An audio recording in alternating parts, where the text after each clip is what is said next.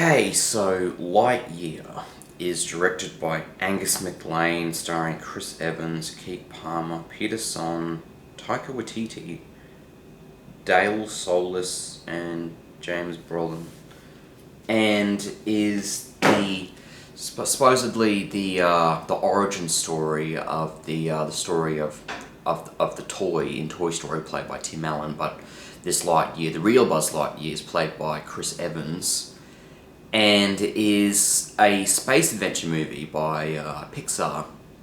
Now, I was really disappointed by this movie. It was basically delivered on none of the promise that I felt like its trailers were presenting the audience with. I mean, I was expecting a really exciting, like, space adventure movie with space travel. I was also expecting it to be a bit darker than maybe some of the previous Pixar movies. I was expecting this movie to be pretty heady, be pretty cerebral and intellectual, like something like trying to be like Interstellar or things like that. But it really is another cookie cutter kind of campy Disney comedy film with Buzz Lightyear in it. And the movie fails to deliver on the promise that Buzz Lightyear actually has several interesting places and planets to travel to, because the entire movie is set on one planet that Buzz has been stranded on for the length of the movie. So the planet itself is owned and controlled by Star Command. Buzz is trying to succeed at a mission to achieve being able to travel forward in time by traveling to light speed.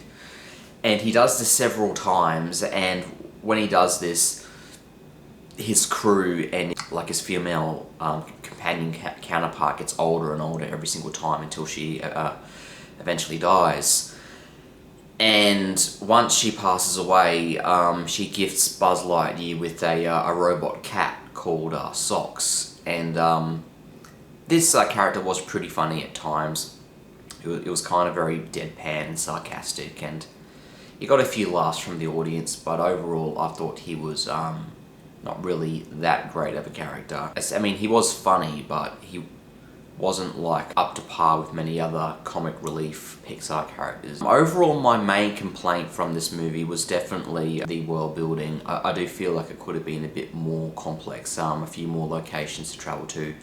Because when you see like previous Pixar movies like The Incredibles, Finding Nemo, even the Toy Story movies, they have a lot of locations in them and a lot of different places for them to go. Like in The Incredibles, No Medicine Island, and how interesting that place was with all the different sections, and also like different locations in like the city and all different places in the ocean that characters go in Finding Nemo.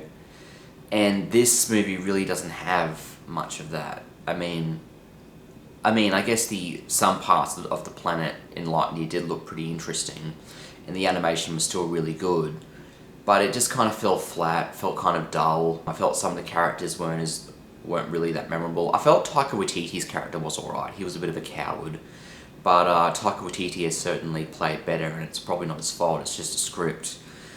But overall, I was expecting more from this movie, and it kind of didn't really deliver what I was hoping that it would. And it was probably one of the most disappointing and probably one of the most weakest Pixar movies, behind probably Cars 2 and 3.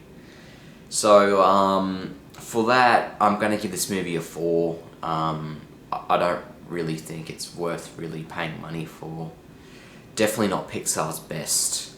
Though if you have Disney Plus and you're like curious about seeing it, I wouldn't stop you. It is entertaining at parts, but overall pretty disappointing for me, and it's a bit of a letdown. Hopefully, because it seems that the way this movie ended, that they are setting up maybe a sequel, so maybe they can take the criticism and actually apply and make a better movie where there are more places to go and maybe a more interesting universe, because this did feel like it was a bit rushed and it was a bit like an afterthought. So that's my opinion of Lightyear.